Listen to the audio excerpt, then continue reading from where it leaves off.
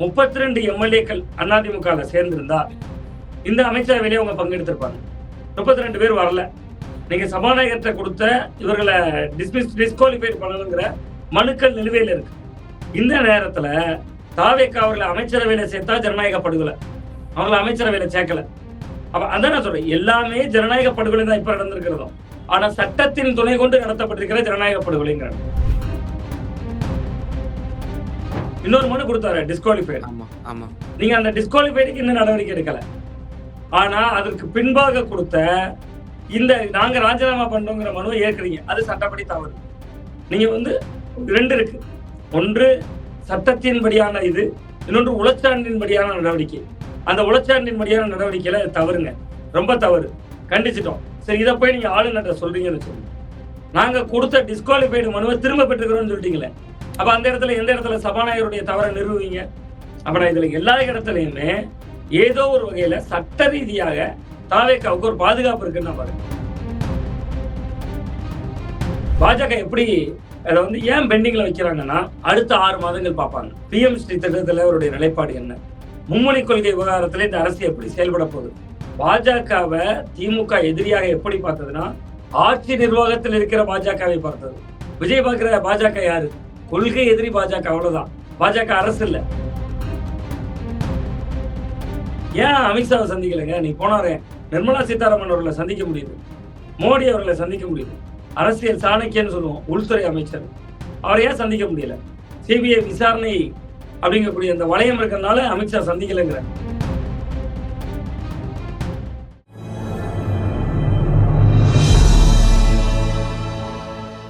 Tamil news நேயர்களுக்கு வணக்கம். இன்றைய சிறப்பு நேர்காணலில் நம்முடைய இருந்திருப்பவர் மூத்த பத்திரிகையாளர், அரசியல் திறனாய்வாளர், மரியாதைக்குரிய திரு சுவாமிநாதன் சார். சார் வணக்கம்.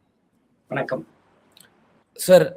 இன்றைய தினம் அஇஅதிமுகவினுடைய எம்எல்ஏவாக இருக்கக்கூடிய சபாநாயகரிடம் இவர்தான் எங்களுடைய கொறடா என்று இபிஎஸ் தரப்பால் முன்பு கோரிக்கையை வைத்திருந்த திரு அக்ரி கிருஷ்ணமூர்த்தி அவர்கள் இன்ன வரைக்கும் அவர் கொறடாவாக அங்கீகரிக்கப்படலை அஃபீஷியலா.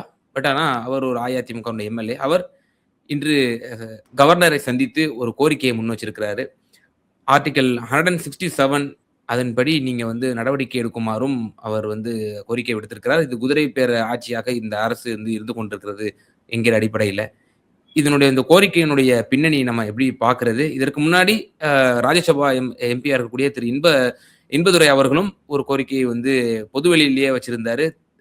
முதலமைச்சர் மேல சிபிஐ வழக்கே பாயும் அப்படின்ற மாதிரி சொல்லியிருந்தாரு. இந்த குதிரை பேர விவகாரம் சம்பந்தமாக ஒட்டி அவரும் பேசியிருந்தாரு. இந்த விவகாரங்களை எப்படி பாக்குறது? இல்ல, முதல்ல இது விஜய் அவர்களுடைய ஆட்சி கிட்டத்தட்ட தமிழகத்துல 108 தொகுதிகளுடைய வெற்றி. நம்ம தேர்தலுக்கு முன்பிருந்தே நம்மளே கூட தொடர்ந்து பேசி வந்தோம். ஒரு மைனாரிட்டி கவர்மெண்ட் யாரு வந்தாலும் ஒரு தொங்கு சட்டசபை வருவதற்கான வாய்ப்பு. அப்பெல்லாம் எல்லாரும் டிஎம்கே 160+ பேசிட்டு இருந்தாங்க. அந்த டைமே நான் அதை சொன்னேன். அந்த களத்தை பார்த்த அனுபவத்துல தான் சொன்னேன். படிப்புங்க, குதிரை பேரம், ஆட்சியை தக்க வைக்கிறதுக்கான முயற்சி அப்படின்னு பல வடிவங்களுக்கு நீங்க கொடுக்கலாம். இதுக்கு முன்னுதாரணம் இல்லை தமிழ்நாட்டுல. நீங்க 1977 அதிமுக வந்த பிறகு களம் திமுக அதிமுக இருமுனை போட்டீங்க. ஒரு மைனாரிட்டி கவர்மெண்ட் அமையல. இடையில 2006 மட்டும் ஒரு மைனாரிட்டி கவர்மெண்ட் அமையுது, திமுக கவர்மெண்ட். அதுக்கு வெளியிலிருந்து காங்கிரஸ் கட்சி ஆதரவு கொடுத்துட்டாங்க, அன்றைக்கு இருந்த பாட்டாளி மக்கள் கட்சி ஆதரவு கொடுத்துட்டாங்க. அப்படியெல்லாம் ஆதரவுகள் வர்றப்ப இயல்பாகவே உங்களுக்கு என்ன ஆகிப்போம்னா, அந்த தேவையில்லை. நீங்க கிட்டத்தட்ட இந்த ஆட்சியை தக்க வைக்கிறதுக்கு ஒரு பெரும்பான்மை என்கிற எண்ணிக்கையோ மற்ற விஷயங்களோ தேவையே இல்லாத ஒரு சூழல் தான் இருந்துட்டு இருந்துச்சு. இதுதானே கலை யதார்த்தமாக இருந்தது. இப்பொழுதுதான் முதல் முறை இப்படி ஒரு சம்பவம் வருது. நீங்க இன்னைக்கு தாவேக்கா மீது இப்படியான விமர்சனங்கள் வருதுல்ல, ஒருவேளை இந்த தேர்தல்ல அந்த 108ங்கிறத அதிமுக அடைஞ்சிருந்தாலும் இப்படிதான் செஞ்சிருப்பாங்க, திமுக அடைந்தாலும் இதைத்தான் செஞ்சிருப்பாங்க. நான் தாவேக்கா சரின்னு சொல்லல. நீங்க யார் ஏன்னா உங்களோட முன்னுதாரணம் என்ன இருக்கு? 1977க்கு பின்பு தமிழ்நாட்டிலே இப்படி ஒரு அரசியல் சூழல் என்னைக்கு இருந்தது? 5 ஆண்டுகள் 10 ஆண்டுகளுக்கு முன்னாடி வடநாட்டுல நாம இந்த மாதிரியான பல உதாரணங்களை பார்த்திருக்கிறோம். ஆனா பட் நம்ம தமிழ்நாட்டுல நான் சொல்றேன் 2006 to 2000 இது முற்றிலுமாக அந்நியப்பட்டது. 2006 டு பிறந்த திமுக ஆட்சி மைனாரிட்டி அரசு. அந்த மைனாரிட்டி அரசுக்கு அன்னைக்கு 3வது சக்தி எல்லாம் பெரிதாக வலுவாக இல்லை. அந்த மைனாரிட்டி அரசுக்கு மிக பக்கபலமாக இருந்தது அன்னைக்கு இருந்த காங்கிரஸ் கட்சியும் பாட்டாளி மக்கள் கட்சியும்.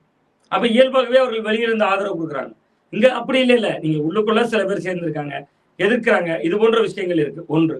இரண்டாவது, அதுல ஜனநாயக படுகொலை நடந்திருக்கான்னா, நான் மீண்டும் சொல்றேன், ஜனநாயக படுகொலை நடந்திருக்கு. ஆனா எந்த இடத்துலயுமே அரசியலமைப்பு சட்டத்தின் விதிகளை மீறின ஜனநாயக படுகொலை நடக்கலைங்கிறேன். நான் இதுக்கு சில உதாரணங்கள் சொல்றேன். நீங்க 32 எம்எல்ஏக்கள் அதிமுகல சேர்ந்திருந்தா இந்த அமைச்சரவையிலே அவங்க பங்கெடுத்திருப்பாங்க. 32 பேர் வரல. நீங்க சபாநாயகர்கிட்ட கொடுத்த இவர்களை டிஸ்குவாலிஃபைட் பண்ணணுங்கிற மனுக்கள் நிலுவையில் இருக்கு. இந்த நேரத்துல தாவேக்கா அவர்களை அமைச்சரவையில சேர்த்தா ஜனநாயக படுகொலை, அவங்களை அமைச்சரவையில சேர்க்கல.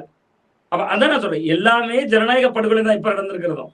ஆனா சட்டத்தின் துணை கொண்டு நடத்தப்பட்டிருக்கிற ஜனநாயக படுகொலைங்கிறாங்க. நீங்க பொதுவாக கொலை பண்ணா தப்புங்க.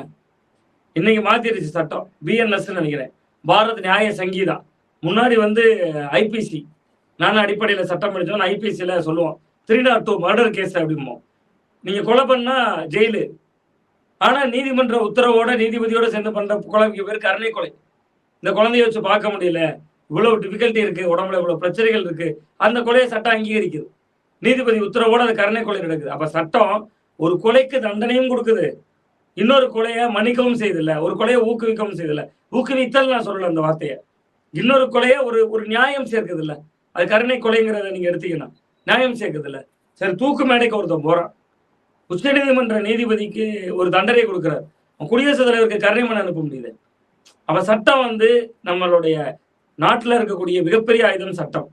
நீங்க இப்ப இந்த அரசு நடத்தியிருப்பது ஜனநாயக படுகொலையான்னு கேட்டா ஜனநாயக படுகொலை.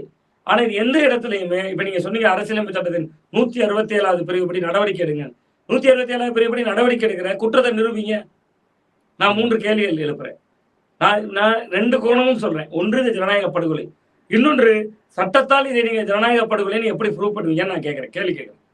நீங்க இந்த அதிமுகவுடைய சட்டமன்ற உறுப்பினர்கள் அமைச்சர்களாக ஆகியிருந்தா 3இல் 2 பங்கு இல்லாமல் ஆகியிருந்தா அது ஜனநாயக படுகொலை ஒன்று. 2வது, 3இல் 2 பங்கு இவர்கள் வரல, 32 எம்எல்ஏக்கள் வரல, அவர்களை அமைச்சரவையிலையும் சேர்க்கல. அவர்களுக்கான டிமாண்ட் இவங்க என்ன சொன்னாங்க, இவங்க என்ன ஏத்துக்கிட்டாங்கிறது நமக்கு தெரியாது. அப்ப இவர்கள ஒரு 5 பேர் 4 பேர் ராஜினாமா செய்யறாங்க. கடைக்கோடி திருநெல்வேலியில அம்பாசமுத்திரம் தொகுதியை சேர்ந்த இசை சுப்பையா அவர்கள் தொடங்கி மரகதம் குமாரவேல் வரைக்கும் ராஜினாமா செய்யறாங்க. இப்ப அவங்க ராஜினாமா செய்யும் போது சபாநாயகர் விதிகளை மீறுகிறார். என்ன மீறாரு? இன்னொரு மனு கொடுத்தாரு, டிஸ்குவாலிஃபைடு. நீங்க அந்த டிஸ்குவாலிஃபைடுக்கு இன்னும் நடவடிக்கை எடுக்கல. ஆனா அதற்கு பின்பாக கொடுத்த இந்த நாங்க ராஜினாமா பண்றோங்கிற மனுவை ஏற்கிறீங்க, அது சட்டப்படி தவறு. நீங்க 2 இருக்கு. ஒன்று சட்டத்தின்படியான இது, இன்னொன்று உளச்சான்றின்படியான நடவடிக்கை. அந்த உளச்சான்றின்படியான நடவடிக்கையில தவறுங்க, ரொம்ப தவறு, கண்டிச்சிட்டோம். சரி, இதை போய் நீங்க ஆளுநர்கிட்ட சொல்றீங்கன்னு வச்சுங்க, நாங்க கொடுத்த டிஸ்குவாலிஃபைடு மனுவை திரும்ப பெற்றுக்கிறோம்னு சொல்லிட்டீங்களே. அப்ப அந்த இடத்துல எந்த இடத்துல சபாநாயகருடைய தவறை நிறுவுவீங்க? அப்ப நான் இதுல எல்லா இடத்துலயுமே ஏதோ ஒரு வகையில சட்ட ரீதியாக தாவேக்காவுக்கு ஒரு பாதுகாப்பு இருக்குன்னு நான் பாக்குறேன். பட் அது ஜனநாயக படுகொலை தான். அவை 167 பயன்படுத்தி ஆளுநர் நடவடிக்கை எடுக்கணும். ஒரு மாநிலத்தின் முதல்வர் ஆளுநருக்கு பொறுப்பாகிறார், 167 சொல்லுதுன்னு நினைக்கிறேன். அப்ப அந்த இடம்லாம் இருக்குல்ல, அந்த இடத்துல பாஜக இதை ஆயுதமா பயன்படுத்தணும். ஆளுநர் யாரு? அதிமுகவோட பொதுச் செயலாளரா அவரு 3 முறை ஏற்கனவே ஒரு போறப்ப நம்பரை சொல்லுங்கிறாங்க. நீங்க அப்ப ஏற்கனவே சிபிஐ விசாரணை முடிஞ்சு போச்சா? நீங்க அந்த கரூர் சம்பவத்துல சிபிஐ விசாரணை முடிஞ்சு போச்சா? இல்லையே. அது இன்னைக்கும் அது நிலுவையில் இருக்கக்கூடிய ஒண்ணு தானே. நீங்க ஆளுநர் கிட்ட போய் முறையிடுறீங்க, எந்த மனுவும் பெண்டிங்ல தானே போகுது. அப்ப இது எல்லாமே தாவேக்கா அரசை பாஜக அரசு தன் வலைக்கு இழுப்பதற்கு ஒரு கருவியாக பயன்படலாம். பட் அதை தாவேக்கா எப்படி எதிர்கொள்ள போறாங்கிறது நமக்கு இனிமேல் தான் தெரியும். பட் அதிமுகவின் எம்எல்ஏக்கள் ராஜினாமா செய்தது 2 பிரச்சனை. ஒன்று அந்த கட்சியினுடைய தலைமைத்துவத்தின் மீதான சந்தேகம். ஆனா எடப்பாடி பழனிசாமி அவர்கள் சிறந்த தலைவர் தான். நமக்கு 4 முதல்வர் வேட்பாளர் இருந்தாருங்க களத்துல. முக ஸ்டாலின் குளத்தூர்ல தோத்து போயிறாரு, சீமான் காரைக்குடியில டெபாசிட் இழக்கிறாரு.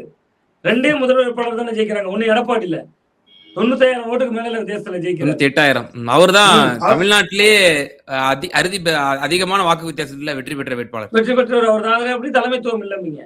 இவ்வளவு பெரிய விஜயாலயில 47 சீட்டு ஜெயிக்கிறாருங்க. நான் தேர்தலுக்கு முன்னாடியே நம்ம பேசியிருக்கோம், அதிமுக நம்ம நினைக்கிற மாதிரி இல்ல, திமுக ரொம்ப பக்கத்துல வரும்னு. திமுகவே 59 சீட்டு தானே வந்திருக்கு. அப்ப பக்கத்துல வந்துருச்சு 47. எங்க பெரிய வித்தியாசம் இருக்கு. அதனால அது மீட்டு உருவாக்கம் ஆகும் அதிமுக. பட் இது ஜனநாயக ரீதியாக இது மாதிரியான அணுகுமுறைகள் ஒரு பத்திரிகையாளராக கண்டனத்துக்குரியது, கண்டிக்கிறோம். அதை மாற்று கருத்து இல்லை. மற்றபடி இவர்கள் ஆளுநர்கிட்ட கொடுத்துட்டாலேயே இனி வந்து இந்த தன்மை மாறிடும் அப்படிலாம் நம்பிக்கை இல்லை. நீங்க இன்னொரு விஷயத்த குறிப்பிட்டிருந்தீங்க சார். பாஜக வரும் காலங்களில் துருப்புச்சீட்டாக பயன்படுத்தலாம் அப்படிங்கிற ஒரு கருத்த சொன்னீங்க.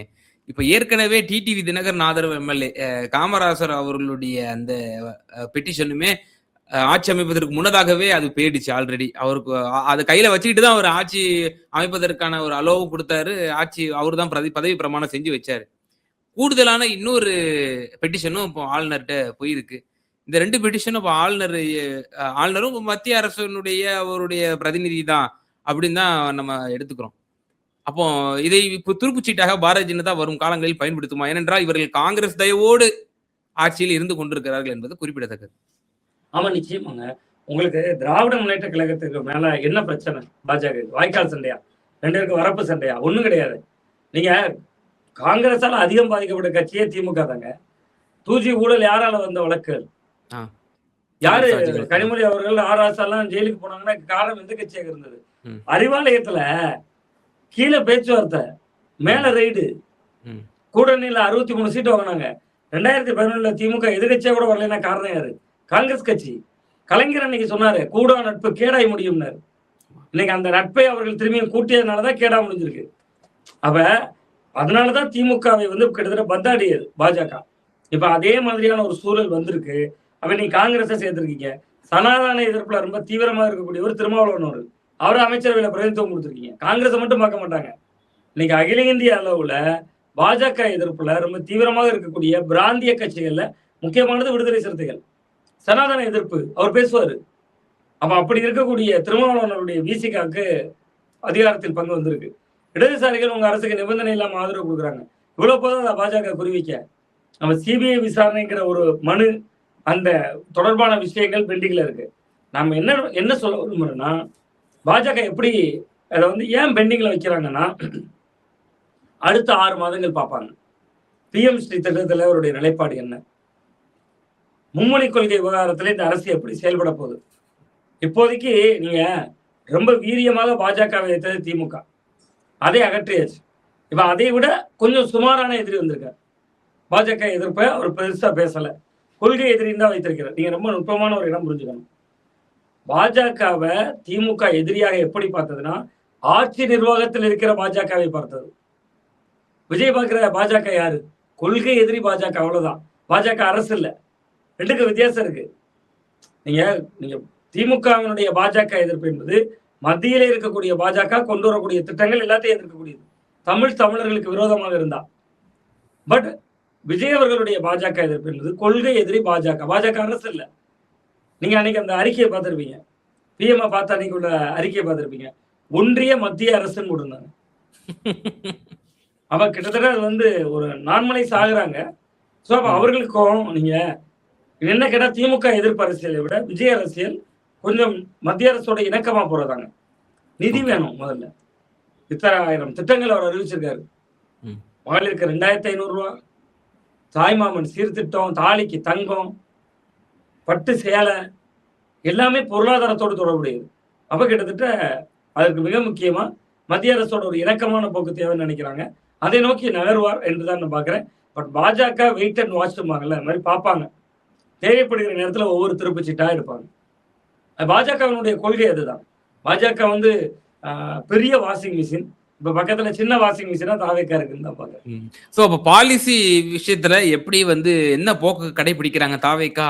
அதுக்கு ஒரு பிரீதிங் டைம் ஒரு 6 மந்த் வரைக்கும் கொடுக்க வாய்ப்பு இருக்கு. ஃபார் எக்ஸாம்பிள் நீங்க சொன்னீங்க மும்மொழி கொள்கை, PM ஸ்ரீ திட்டம். இப்ப திமுக அரசு இருந்த போது எதெல்லாம் திணிக்க முடியாமல் தவித்தார்களோ அதையெல்லாம் விஜய் எப்படி அணுகிறாரு அப்படிங்கிற ஒரு டைமிங் கொடுத்து பார்த்த பிறகு அவர்களுடைய அது ஏவுகணைகள் தொடுக்கப்படலாம் அப்படிங்கிற மாதிரி நீங்க சொல்ல வரீங்களா சார்? ஆமா, நிச்சயமா அப்படிதாங்க இருக்கும்.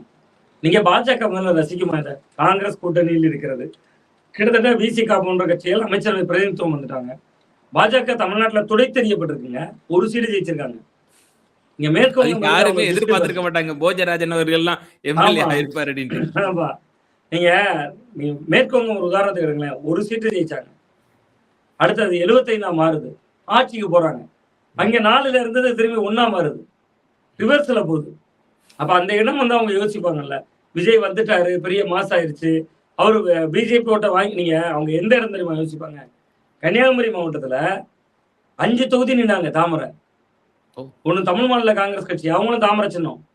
5 தொகுதி நின்னாங்க. அதுக்கு காரணம் என்ன தெரியுமா? டெஸ்டா பண்ணி பார்க்குறோம் நாங்க என்கிட்ட. பாஜகவோட மூத்த நிர்வாகிகள்ட்ட பேசுறோம். நாங்க தமிழ்நாடு பூரா 224 தொகுதியும் நிக்கிற சூழல் ஒரு நாள் வரும். அப்ப இந்த 5 தொகுதியும் தாமரை நின்னா எப்படி இருக்கும்னு பார்த்தோம். 5 தொகுதியும் தாமரை 3வது இடம். தமிழ்நாட்டிலே பாஜக வலுவாக இருக்கக்கூடிய மாவட்டம் கன்னியாகுமரி. அதுல கன்னியாகுமரி சட்டமன்ற தொகுதியை தவிர அங்க மட்டும் ரெட்டையில நின்றுச்சு. மற்ற 5 தொகுதிகளையும் தாமரை போட்டிட்டாங்க. 5 தொகுதிகளையும் 3வது இடம் போகுது. அப்ப இதை எப்படி பாஜக ரசிக்கும்? 2வது இடம் வந்திருக்கு விசில். கிட்டத்தட்ட தமிழக வெற்றி கழகம் வந்திருக்கு. அப்ப தாவேக்கா 2வது இடம் வந்திருக்குன்னா குமரி மாவட்டத்தில் சிறுபான்மையினர் ஓட்டுக்கு இணையாக வலதுசாரித்துவ அரசியலே முடிச்சு விட்டுருச்சு. அப்ப அந்த இடம் பாஜக யோசிப்பாங்க. ஒண்ணுல நம்ம பாலிசி மேக்கிங்க்கு ஒரு உதவுறாரா, அதை எதிர்க்காம இருக்காரா? அப்படி இல்லையா, அவர் செய்யக்கூடிய செயல்பாடுகள் நமக்கு சாதகமாக இல்லைன்னா நம்ம சிபிஐ விசாரணையை பழையபடி. ஏன் அமித்ஷாவை சந்திக்கலைங்க? நீ போனாரே, அன்னைக்கு போனார்ல, நிர்மலா சீதாராமன் அவர்களை சந்திக்க முடியுது, மோடி அவர்களை சந்திக்க முடியுது, அரசியல் சாணக்கியன்னு சொல்லுவோம் உள்துறை அமைச்சர், அவரை ஏன் சந்திக்க முடியல? சிபிஐ விசாரணை அப்படிங்கக்கூடிய அந்த வளையம் இருக்கிறதுனால அமித்ஷா சந்திக்கலைங்கிறாங்க. அப்ப அது எந்த நேரமும் எப்படி வேண்டுமானாலும் அதை பயன்படுத்தலாம் என்பதுதான் பாஜகவுடைய கணக்குன்னு நான் பாரு. ஒரு முதலமைச்சர் கேண்டிடேட் அந்த கட்சி 3ஆம் இடத்தில் இருக்கக்கூடிய அஇஅதிமுகவின் மீது தங்களுடைய தாக்குதலை தொடுத்து அந்த எம்எல்ஏக்களை தன்வசப்படுத்தக்கூடிய காட்சி இது. இபிஎஸ் எமர்ஜ் ஆவதற்கான ஒரு ஸ்பேஸை உண்டு பண்ணி கொடுக்கும். ஒரு ஆளுங்கட்சி 3வது கட்சியாக இருக்கக்கூடிய அதிமுகவை டைரக்டா அடிக்குது அப்படின்னா இப்போ இந்த இடத்துல தான் இபிஎஸ் வளருவாரு அப்படிங்கிற ஒரு கருத்தும் சொல்லப்படுது. இது எப்படி பாக்குறீங்க? அதாவது அதிமுகவை பொறுத்தவரை இந்த தேர்தலில் கூட அவங்க 47 சீட்டு ஜெயிச்சிருக்காங்க விஜய் அலையில. அதான் நான் குறிப்பிட்டேன். அது அவரு எடப்பாடி வளரணும்னா 22, 23 வயசு ஆயிருச்சுங்க. அவர் அண்ணாமலையில வளர்ந்து வரக்கூடிய அரசியல்வாதி இல்ல. அந்த இயக்கம் 30, 31 ஆண்டுகள் தமிழகத்தை ஆண்ட இயக்கம். விஜய் அட்டாக் பண்ணி தான் வளரணும்லாம் கிடையாது. அது சோழியை முடிச்சிடும் அதிமுகவை. தேமுதிகவோட நிலைமை என்னாச்சு? வேட்டையாடினாங்களே அதிமுக. 2011 எதிர்கட்சி தலைவர் வரையும் போனார் விஜயகாந்த். ஆனா அவங்களுடைய ஆதரவு எம்எல்ஏக்களாக மாறினாங்களே அதிமுக. அப்ப அதனால ஒரு கட்சியெல்லாம் வளராது. தொண்டர்கள் கிட்ட இவர் நம்பிக்கையை பெறணும்னா இவர் முதல்ல தமிழகம் முழுவதும் பயணிக்கணுங்க. நான் அதான் சொன்னேன். ஒரு நண்பர் அதிமுக நண்பர்கிட்ட பேசிட்டு சொன்னேன். அவர் பயணம் போனாரு, தமிழகம் முழுவதும் பரப்புரை பயணம் போனார். கோயம்புத்தூர்ல பயணம் போயிருந்தார். முதல் நாள் கோயம்புத்தூர் தான் நினைக்கிறேன். எங்க இருக்காரு அப்படின்னு கேட்டேன். ரேஸ் கோர்ஸ்ல வாக்கிங் போயிட்டு இருக்காரு. ரேஸ் கோர்ஸ்ல யாரெல்லாம் வாக்கிங் வருவாங்க அப்படின்னு. கோயம்புத்தூர்ல இருக்கக்கூடிய பெரிய ஸ்பின்னிங் மில் ஓனர்ஸ், பெரிய கோடீஸ்வரங்க, லட்சாதிபதிங்க இவங்க எல்லாம் வருவாங்க. அப்ப மக்கள் அங்க வருவாங்களான்னு கேட்டேன். காமன் மக்கள் உள்ளே வரமாட்டாங்க. அது ரேஸ் கோர்ஸ்ங்கிறது அங்க உள்ள ஒரு பெரிய பணக்கார பகுதி. அது ரொம்ப ஒரு முக்கியமான இடம். அங்கிருந்து அதிமுக ஆபீஸ் எவ்வளவு தூரம்? ரேஸ் கோர்ஸ்ல ஒரு வாக்கிங் போற பகுதியில இருந்து அதிமுகவுடைய கோயம்புத்தூர் அலுவலகம் 1 கிலோமீட்டர். அதிமுக ஆபீஸ்குள்ள போனாரா? தமிழ்நாடு முழுவதும் 200 தொகுதியில பயணிச்சாங்களே. 200 தொகுதியில எங்கேயாவது ஒரு மாவட்ட கழக அதிமுக அலுவலகத்துக்குள்ள அவர் போய் உட்கார்ந்து ஒரு கிராம ஊராட்சி செயலாளரை சந்திச்சாரு, ஒரு பேரூராட்சி செயலாளரை சந்திச்சாரு. அந்த தன்மை வந்தாதான் கட்சி வளருங்கிறேன். அதை கூட விட்டுருங்க. தென்காசி வந்திருந்தாரு. இப்ப இசைக்கு சுப்பையா மாறி இருந்தாருல, அவருடைய மாவட்டம். அங்க வருகிற பொழுது ஒரு மாற்றுத்திறனாளி சந்திப்பு, மாற்றுத்திறனாளிகளோட சந்திப்பு. ஒரு மாற்றுத்திறனாளிக்கு மைக் கொடுக்குறாங்க. அவர் பாடுறாரு, எடப்பாடி எங்கள் எடப்பாடி, ஐயா எங்கள் எடப்பாடின்னு மாற்றுத்திறனாளி பாடுறாரு. இவங்களும் ரசிச்சு கேட்கிறாரு 5 நிமிடம். ஒரு அரசியல்வாதி அரசவை புலவர் போல ஒருவரை பாட விட்டு ரசிக்கிறது எப்படி ஏற்புடையதா இருக்கும்? அப்ப நீங்க மக்களை நோக்கி ஆளுங்கட்சிக்கு எதிரான வெறுப்பை விதைக்கிறதுல, விஜய் போன்ற புதிய சக்திக்கு எதிரான வெறுப்பை விதைக்கிறதுல அவர் இன்னும் ஓடணுங்க. ஒருத்தர் அடிச்சாலே இன்னொருத்தர் எப்படி வளர முடியும்? நீங்க உங்களை பத்தி மக்கள்கிட்ட வர்றது பரிதாபம். பரிதாபம் ஓட்டா மாறாது. நீங்க பரிதாபத்துக்கு ஓட்டா மாறதுக்கு வேலை செய்யணும், நிறைய உழைக்கணும். பட் நான் சொல்றேன் 100% எடப்பாடி பழனிசாமி அவர்கள் அதுக்கு தகுதியானவர். அதிமுகவோட பொதுச் செயலாளராக அவர் தான் சரியான நபருங்கிறத என்னுடைய கருத்து. பட் ஆனா அவர் இன்னும் அதிகமாக உழைக்கணும். நீங்க அவர் நினைக்கிற மாதிரியான கால ரெட்டையிலேயே பார்த்தோன்னே குத்திடுவாங்க. உதயசூரியனுக்கு மாற்று நம்ம தான். அது இந்த தேர்தலில் அவருக்கு முடிவுரை வந்திருக்கும். அப்ப இனியாவது களத்துக்கு போகணும். ஒவ்வொரு மாவட்டத்திலையும் 3 நாட்கள் 4 நாட்கள் தங்கணும். முகாம் எதிர்கட்சி கூட இல்லைங்க, ஃப்ரீயா இருப்பாரு. நீங்க சட்டமன்ற குழு தலைவர் தான் போட போறீங்க, அவ்வளவுதான். நீங்க ஃப்ரீயா ஒவ்வொரு மாவட்டத்திலையும் 3 நாள் தங்குங்க. 150 தொகுதியை டார்கெட் பண்ணி ஒர்க் பண்ணுங்க. எனக்கு தெரியும் தாவேக்கா டார்கெட் பண்ணி தான் வேலை செஞ்சாங்க. வேட்பாளர்கள் நம்ம எல்லாம் நினைக்கிறோம் எனக்கு தெரியும் பல வேட்பாளர்களுக்கு 1.5 வருஷம் முன்னாடியே தெரியும் அவங்க தான் கேண்டிடேட்னு. ஓ. அப்படி அவங்க இலக்கு வைத்து வேலை செய்தா அதிமுகவினுடைய எதிர்காலம் காக்கப்படும் தான் பாக்குறேன்.